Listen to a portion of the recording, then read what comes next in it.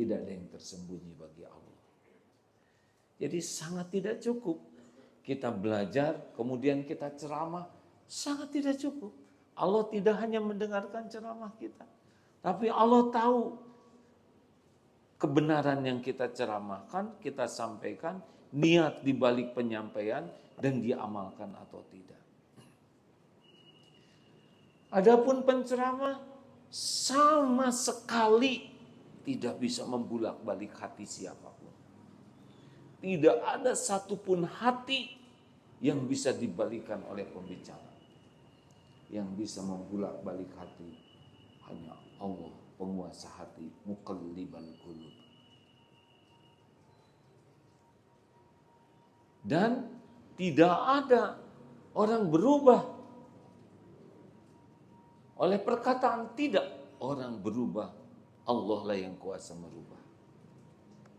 Dialah Allah pemberi hidayah, bukan pembicara yang memberi hidayah. Jadi kalau jadi pembicara tidak usah repot-repot. Ingin dikagumi oleh yang mendengar. Ingin agar yang mendengar itu mengakui ilmunya, wawasannya. Untuk apa? Keperluan kita bicara itu cuma satu. Perkataan kita diterima oleh Allah. Dan selebihnya Allah lah yang memasukkan ke setiap hati, yang membulak-balik hati, yang mencahayai hati yang gulita, menyemangatkan hati yang lemah. Itu saja hadirin. Apa yang bisa dilakukan oleh penceramah ini? Tidak ada. Menolong dirinya pun susah. Penceramah, pembicara harus yakin Allah mengetahui isi hatinya. Allah mendengarkan setiap ucapannya. Allah menyaksikan setiap perilakunya. Maka sambil bicara banyak doa. Rabbi shrah li sadri wa yassir li amri wahlul 'uqdatam min lisani yafqahu qawli. Allah yang bisa memberikan pemahaman. Tidak usah berpayah-payah ingin dikagumi. Bicaralah dengan keyakinan Allah tahu isi hati, dengan keyakinan Allah mendengarkan setiap ucapan, dengan keyakinan Allah lah yang memberikan manfaat, dengan keyakinan Allah menyaksikan kelakuan dirinya. Itu yang dapat saya pahami hadirin. Maka tidak usah acting supaya bicaranya dikagumi orang yang mendengar. Mau yang mendengar 1.000.000 orang, mendengar 100.000, yang mendengar 1.000, yang mendengar 1 orang, sama. Yang menilai adalah Allah Subhanahu wa Ta'ala. Mau yang dengar ini presiden, para jenderal, para menteri, orang kaya, atau duafa, atau orang yang tidak punya, sama. Yang menilai itu Allah Subhanahu wa Ta'ala. Tidak usah merasa hebat bicara di depan para pejabat, sama kan? Di depan Mabes, markas besar, di pos Kamling, Hansip, sama. Di istana negara, yang menilai Allah. Di Astana Anyar, pekuburan, juga Allah. Kalau sudah sibuk bicara dengan keyakinan Allah tahu isi hati, Allah yang membulak-balik hati, Allah mendengarkan setiap perkataan, Allah pun menyaksikan apa yang kita lakukan. Itu beda hadirin, percayalah beda. Mungkin perkataannya sederhana, dalilnya sedikit. Tapi kalau Allah ridho, hadiahnya dihujamkan ke hati orang. Orang bisa tergugah, bisa berubah. Allah yang merubah. Hadiah bagi orang yang berusaha ikhlas, berusaha benar, dan berusaha mengamalkan. Wallahu a'lam. Segitu saja.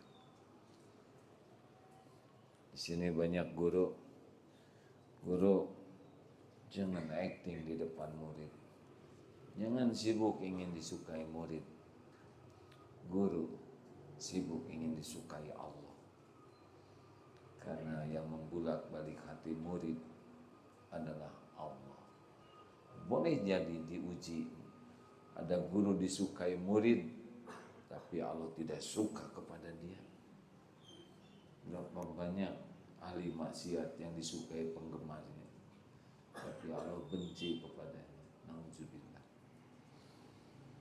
Orang suka kepada kita, orang tidak suka kepada kita, sama.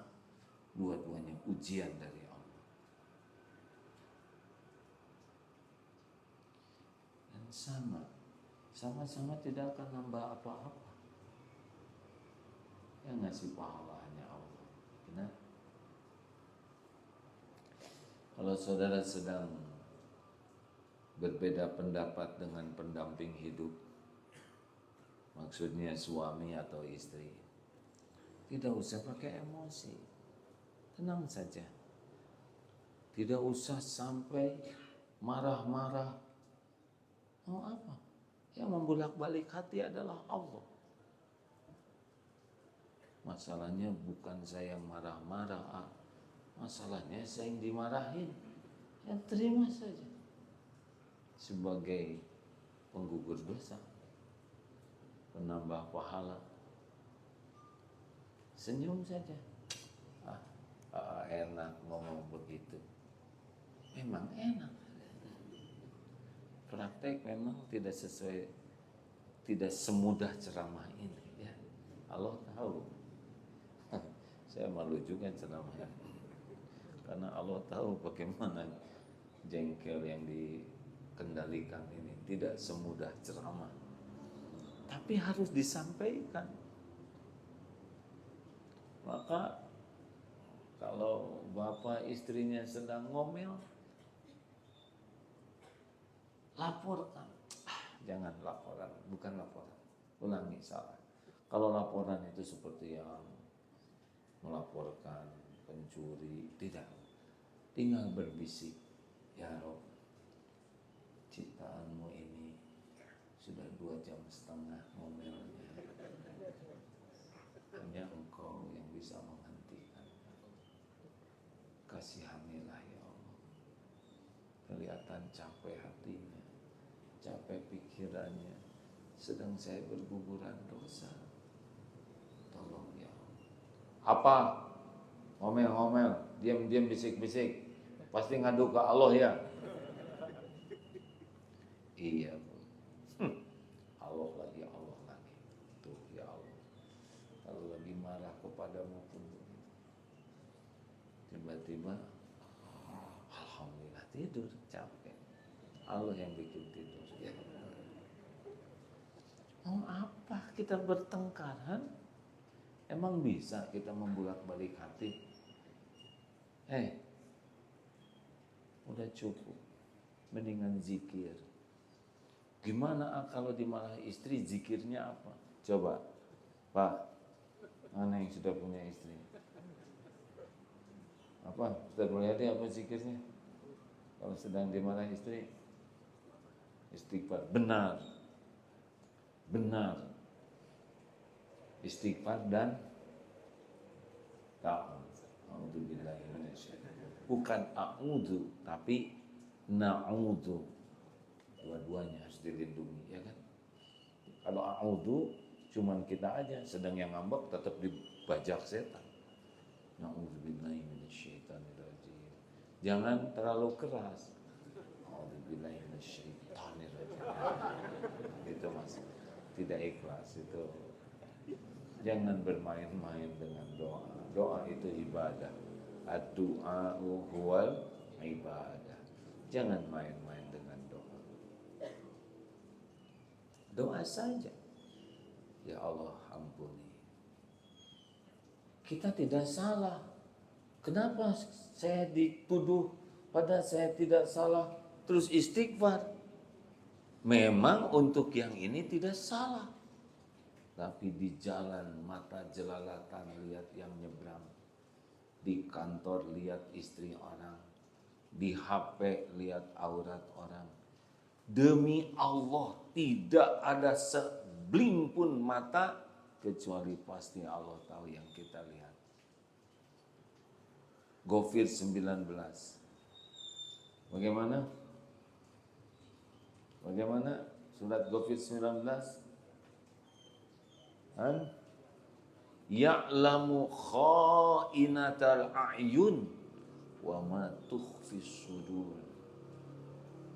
Dia Allah mengetahui setiap khianat mata dan yang disembunyikan di dalam hati. Sembunyi buka HP, lihat yang tidak halal dilihat. Allah tahu? Tahu. Istri tidak tahu, anak tidak tahu, jamaah tidak tahu. Allah tahu. Ini ada balasannya. In ahsantum li anfusikum wa in asatum falaha. Siap-siap saja. Istri marah mungkin salah satu teguran dari Allah atas maksiat. Benar kata Ustaz Mulyadi, istighfar. Nah gitu, istighfar Pak. Ya, dari dulu istighfar, mana buktinya? Astagfirullah. Engkau tahu saya memang jarang menjadi lebih baik. Astagfirullah. Jangan cuma ceramah aja. Ya udah. Kan benar kata-katanya. Jangan cuma bagus lagi ceramah. Itu kan benar. Mana buktinya? Itu benar. Kau usah jawab. Karena akan tambah panjang. Ya, istighfar. Duh, ibu mules nih. Dah, yang bikin mules juga Allah ya. Tapi nggak bisa didoakan mules ya. Gak bisa kita menghentikan perkataan orang. Yang bisa adalah Allah. Kita doakan supaya Allah memberikan kesabaran, melindungi dari tipu daya setan. Kitanya juga supaya diampuni. Karena semua kepahitan diundang oleh dosa sendiri. Semua kepahitan diundang oleh dosa sendiri. Asyura ayat 30. Wa ma asabakum min musibatin fabima kasabat aydikum. Musibah apapun yang menimpamu karena tanganmu sendiri. Wa ya'fu an katsir, dan Allah mengampuni sebagian besar.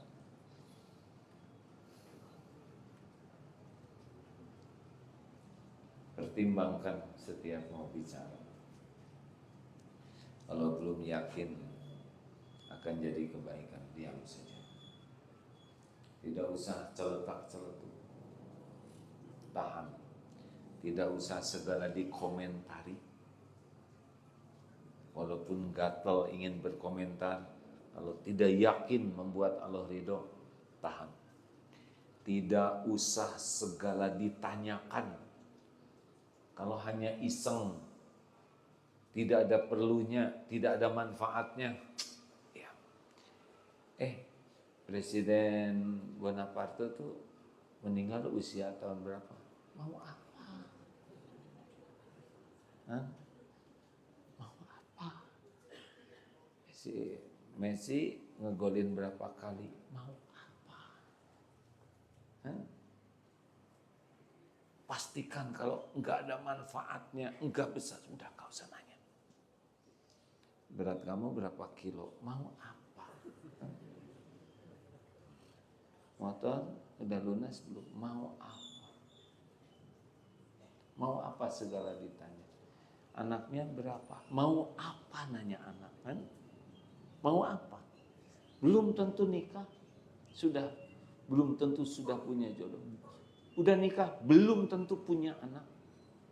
Terus kenapa kita harus tanya? Kalau memang nanti kita penting untuk kita tahu, kita akan diberitahu Allah. Jangan segala diceritakan. Walaupun kita tahu, kita menjalani, kalau tidak ada manfaat, mau apa cerita? Ayah saya tuh waktu dulu ngasih emas 2 kilo. Terus mau apa dia ceritakan? Saudara ngasih juga enggak. Kecuali mau dibagikan. Gak usah cerita umroh, haji, ngaji, sedekah kalau tidak yakin manfaatnya. Juga tidak usah segala menjawab kalau tidak ada yang nanya ya. Ngapain saudara menjawab? Tidak ada yang nanya. Sibukkan zikrullah, sibuk istighfar, sibuk minta ampun yang udah jelas dosanya banyak kita ini. Benar? Ngapain buang-buang waktu dengan perkataan yang tidak manfaat? Mending banyak doa saja. Jelas doa. La yaruddu qada illa doa. Tidak ada yang bisa menolak qada selain doa. Terima kasih. Ada yang mau ditambahkan Ustaz? Punten, makasih. Pendidikan dan pelatihan karakter baku baik dan kuat, santri siap guna angkatan ke-48. Masya Allah, tidak terasa sudah 48 angkatan. Pendidikan, ulangi, pendaftaran tanggal 1 sampai 31 Januari. Syaratnya usia 17 sampai 45 tahun. Kalau di atas 45 tahun bagaimana? Masuk ke program lain, namanya santri masa keemasan. Sampai usia berapa? Sampai sebelum meninggal. Tidak ada biaya pendidikan, bebas biaya pendidikan, free, gratis. Adapun infak untuk topi, syal dan kaos untuk pribadi adalah Rp250.000. Kembali untuk yang bersangkutan, biaya pendidikan atau nanti pada bulan ketiga Rp350.000 untuk latihan berganda di gunung dan hutanan ya. Saya tidak boleh bohong karena yang di tempat lain itu hutanan, bukan hutan betulan. Tapi cukup mengerikan bagi penakut ya. Nggak boleh bohong. Bagi pemberani kurang mengerikan. Pendaftaran tanggal 1 sampai 31, adapun kegiatannya tanggal berapa kegiatannya? 24 Februari. Dulu satu angkatan bisa mencapai 1.000 lebih. Tapi sesudah dievaluasi terlalu banyak, kurang efektif. Sehingga hutannya juga jadi lecek hadirin. Maksudnya solo bivaknya jadi terlalu dekat satu sama lain. Kurang horor. Karena 1.000 itu memakan tempat sangat banyak, pelatihnya juga harus sangat banyak. Sehingga dibatasi mungkin maksimal hanya 250 sampai 300 untuk menjaga kualitas. Siapa cepat dapat ya. Manfaat. Ada waktu hanya Sabtu Ahad saja. Masuk Sabtu Asar, pulang Ahad Asar. Hanya 3 bulan. Berarti hanya 4 kali 3, 12 pertemuan, benar? Tapi sudah cukup mendapat ijazah lulusan pesantren, ya, pesantren kilat gitu. Terima kasih bagi yang tertarik istiqoroh dulu. Kalau baik ikut, kalau tidak baik hasil istiqoroh tidak usah ikut. Terima kasih. Data tamu kunjungan. 1. Pimpinan Pondok Ponpes Modern An-Nida, studi banding dan kajian Al-Hikam dari Lampung. Mana? Punten. Terima kasih Pak Yai dan santri-santrinya ya. Alhamdulillah. Selamat datang. Mohon. 2. Jamaah Saung Quran Banyuresmi Garut. Ya, goib ya. Ada di atas ya.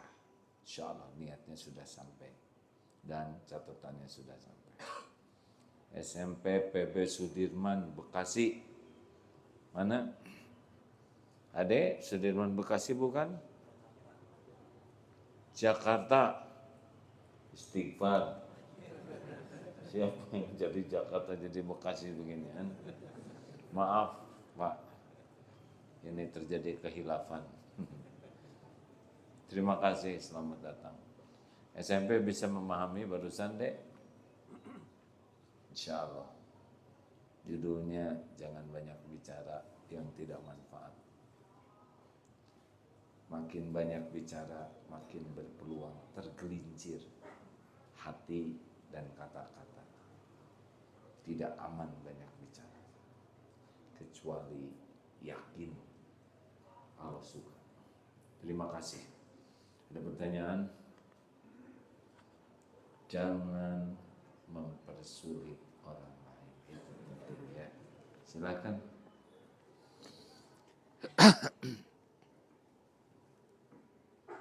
Bisa dibantu? Ibu boleh acungkan tangan supaya mikrofonnya. Assalamualaikum warahmatullahi wabarakatuh. Maaf ya Bu. Waalaikumsalam warahmatullahi wabarakatuh. Alhamdulillah hari ini banyak pencerahan, banyak ilmu yang bisa didapatkan. Alhamdulillah. Kalau kita flashback ke belakang, maaf ya ayah, mungkin tahun 98-an, 1998, pernah ke SMA 91 mengisi acara. Waktu itu jadi pemimpin upacara. Terima kasih. Oh iya? Saya kebetulan belum bisa. Waktu itu masih kecil. Sekarang enggak. Kepala sekolahnya siapa? Masih Pak Edi? Pak Edi Komarudin. Ya. Salam buat A. Semoga sehat selalu. Oh, tahun 98 ya. Sekitar lah. Ya. Saya agak lupa. Pembina upacara waktu itu. Alhamdulillah. Terima kasih Pak. Ya. Begini kalau manusia itu terkadang memang bisa dikatakan perjalanan itu ada masa lalu, masa kini, dan masa akan datang. Nah ini bicara masa lalu, kadang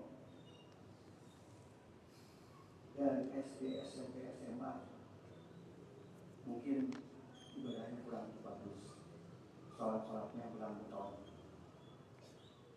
bahkan lem sama sekali. Satu saat, satu ketika setelah dewasa, akan setelah manusia menyadar dan taubat, hijrah, bagaimana perjalanan yang dulu sudah dilakukan yang tidak bagus, apakah sholat-sholatnya bisa ditambah atau tidak bisa dikodok, atau yang sudah sudah. Baik. Itu ya.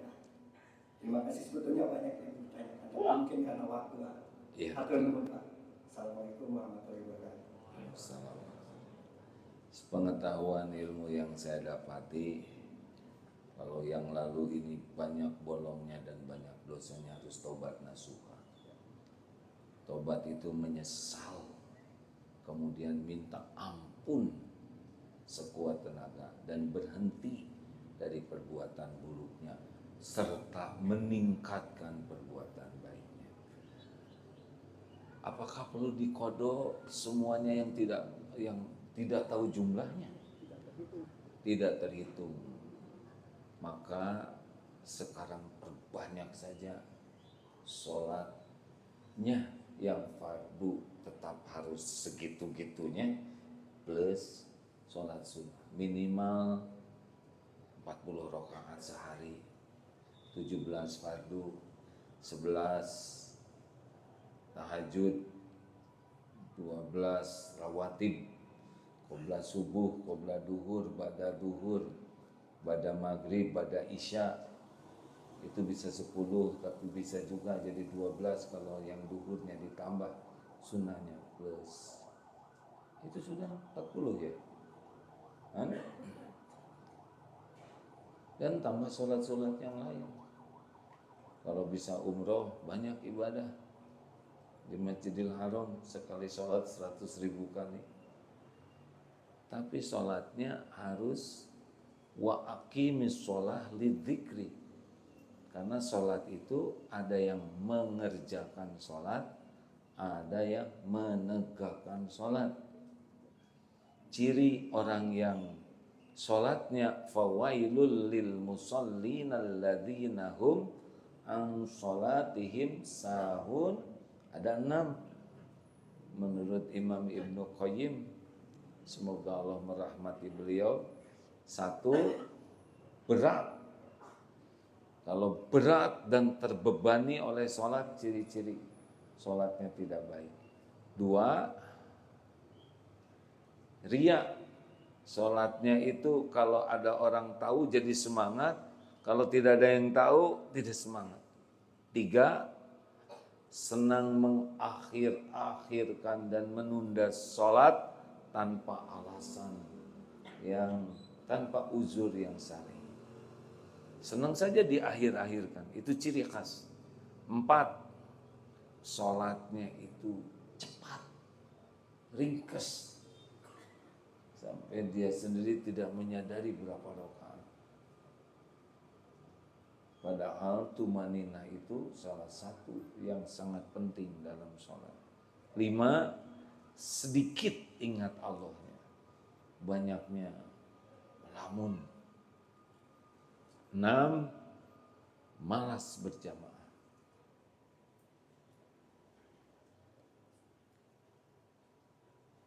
Sambil mendengar beliau, sambil mikir masa lalu sendiri ini hadirin.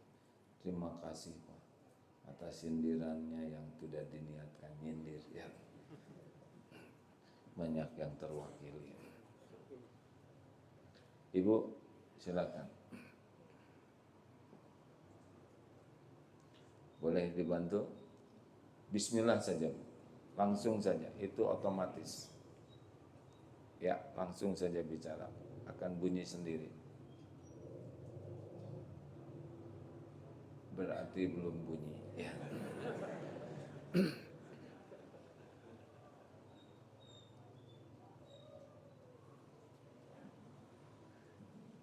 Ya. Silakan, sudah bunyi. Assalamualaikum warahmatullahi wabarakatuh. Mohon izin nama saya Ibu Husnihani dari Majelis Ta'lim Sayyidah Khadijah Surabaya. Yang mau saya pertanyakan, bagaimana caranya dan amalan apa yang bisa membuat hati kita senantiasa bisa sabar, ikhlas menerima setiap takdir Allah. Terima kasih. Wassalamualaikum warahmatullahi wabarakatuh.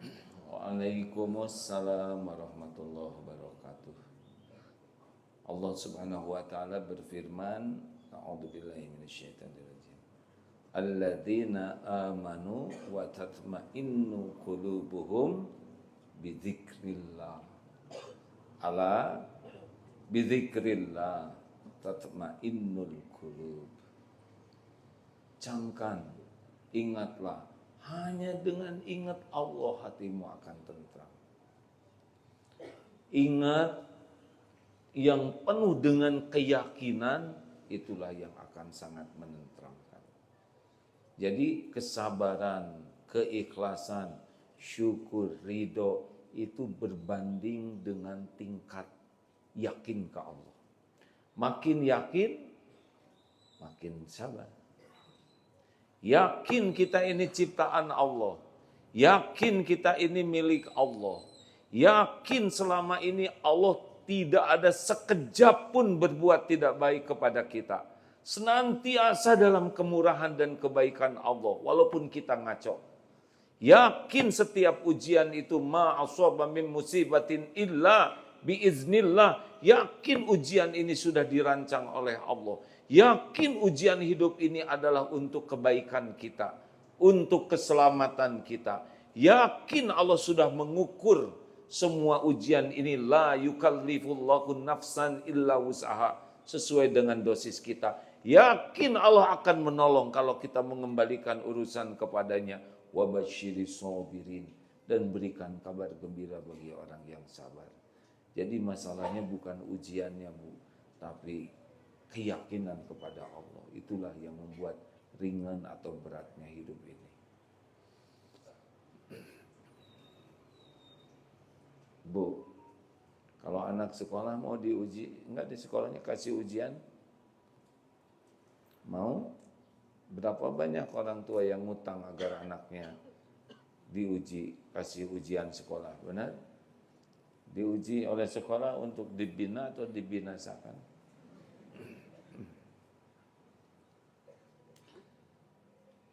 Kullu nafsin dha'iqatul maut wa lanabluukum bisyarri wal khairi fitnah wa ilaina turja'un.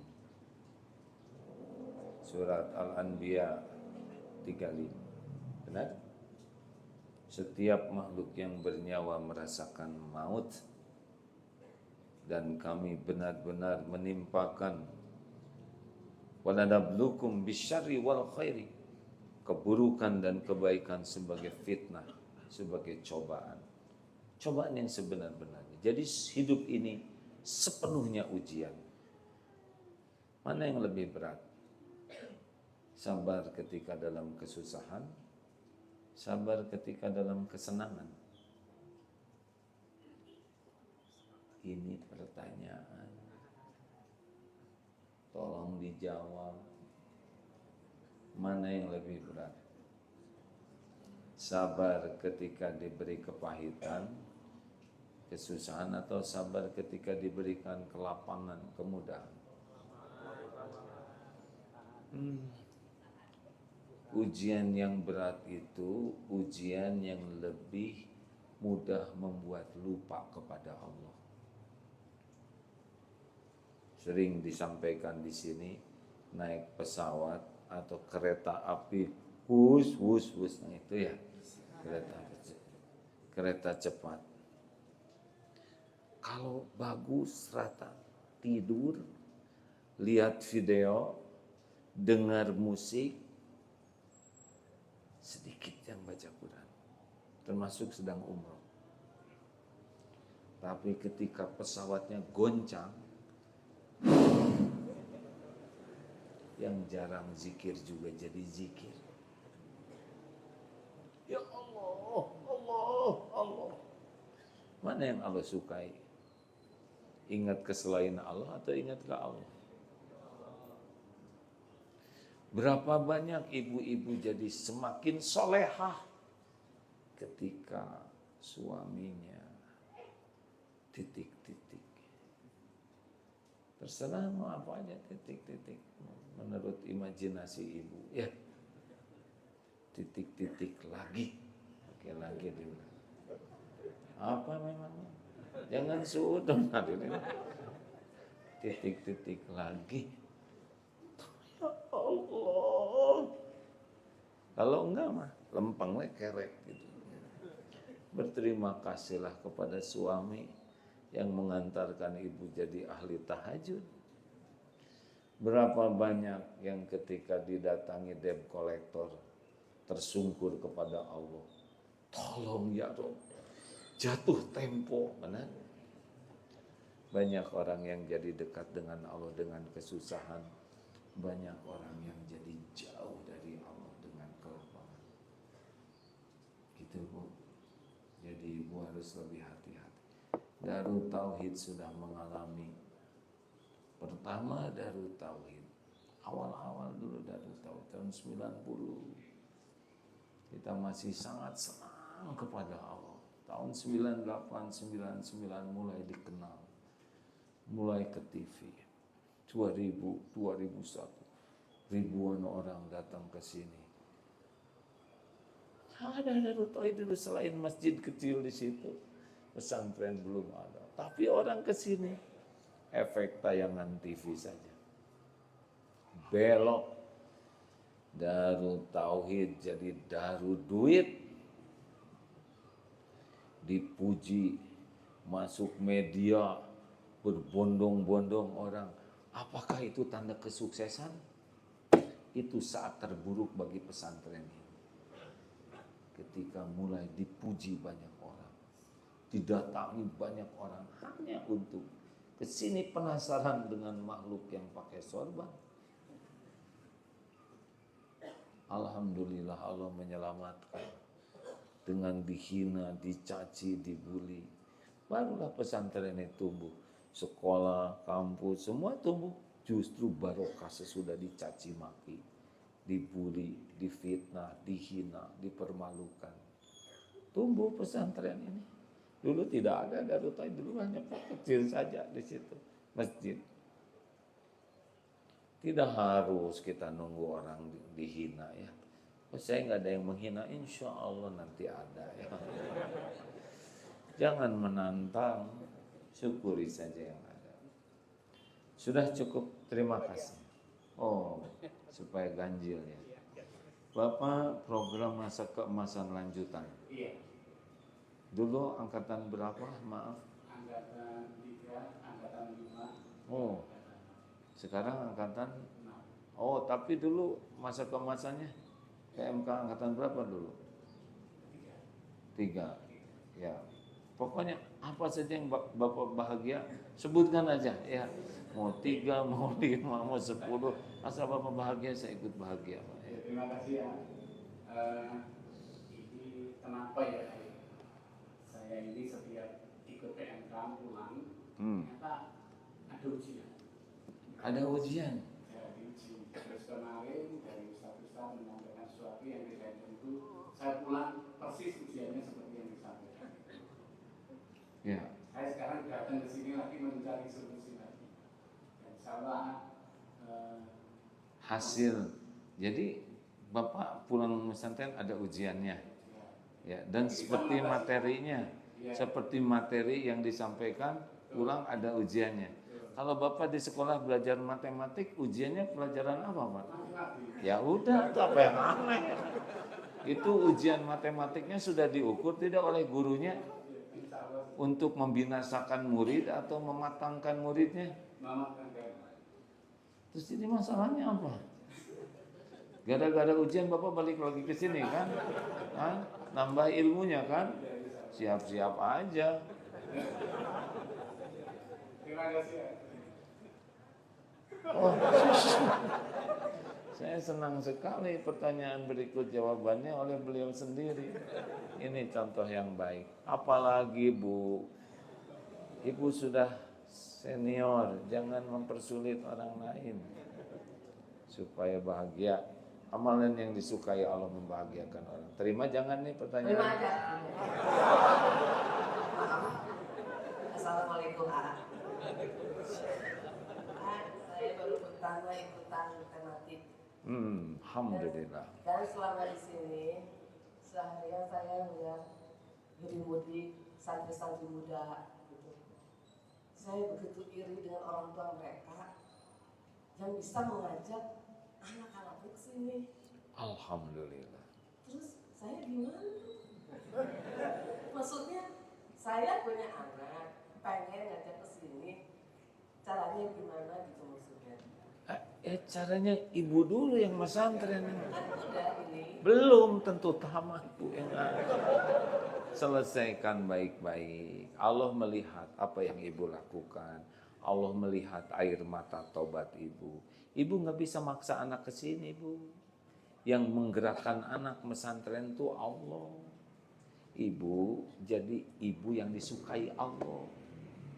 Banyak tobat, jangan-jangan anak tidak suka ke pesantren karena salah kita. Belum jadi contoh yang baik. Belum bicaranya baik. Belum ngasih pendidikan yang terbaik. Jadi banyak tobat. Nanti kalau Allah mau tinggal digerakkan hatinya, Mak, saya pengen mesantren. Berapa banyak yang anaknya ingin mesantren? Keinginan sendiri, gitu. Ibu mesantren di sini keinginan anak atau keinginan siapa? Keinginan sendiri. Alhamdulillah itu geningan, ya. Allah juga hakikatnya Bu yang memesantrenkan ibu. Man yuridillahu bihi khairan yufaqihu fiddin. Barang siapa yang dikehendaki Allah kebaikan baginya, Allah mudahkan untuk paham agama. Ini nikmat besar. Jadi cara menyampaikan ke anaknya gimana ya? Ibu aja berubah jadi baik. Udah baik. Rasa lemah gitu. Setiap patah kata akan menceritakan keadaan diri. Saya dapat ilmunya katanya kalau orang baik itu selalu merasa kurang baik. Iya, bisa. Malu. Bersyukurlah kepada adik-adik di sini yang orang tuanya bisa mengatakan ke sini. Saya sedih, bangga, senang gitu Ustaz. Alhamdulillah. Syukurlah kalian. Terima kasih. Terima kasih Ustaz. Assalamualaikum. Assalamualaikum warahmatullahi wabarakatuh. Tidak mudah bicara. Maksudnya saya harus jaga hati semuanya. Harus penuh pertimbangan sebelum bicara. Ini ada para pemateri dari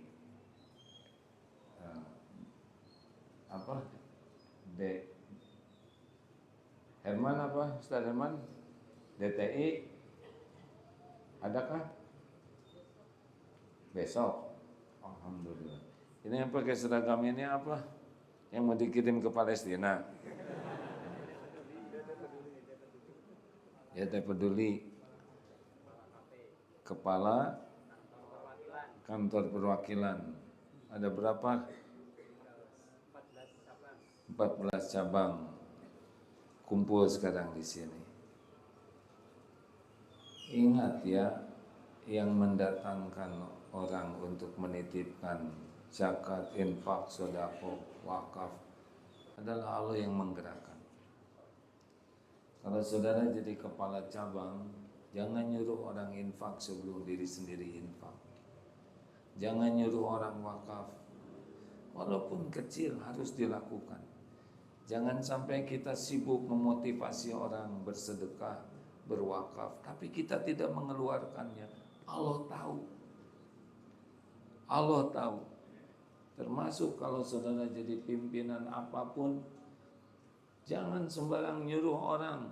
Kabura maqtan indallah an taqulu ma la taf'alun. Tidak harus jumlah, tapi harus komitmen. Ingat ini baik-baik. Jangan sampai ke sana sini kita menyuruh orang berwakaf dan kita tidak melakukannya. Padahal Allah sudah ngasih kepada kita. Itu yang pertama. Yang kedua, posisi DT Peduli itu yang paling penting bukan nerima zakat, infak, sedekah kemudian kita salurkan. Bukan itu yang terpenting. Yang terpenting adalah setiap yang berzakat, infak, sedekah itu makin yakin ke Allah. Setiap yang berinteraksi dengan DT Peduli, kesuksesannya adalah makin takwa tidak.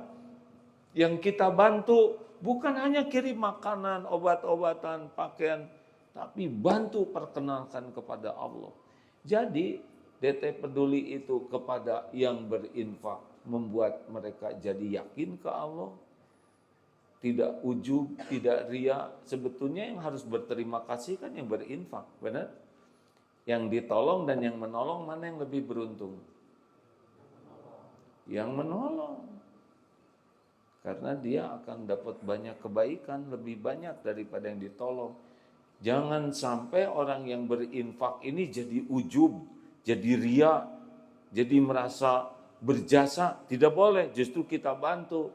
Bapak sudah beruntung dan ibu dipilih oleh Allah jadi jalan.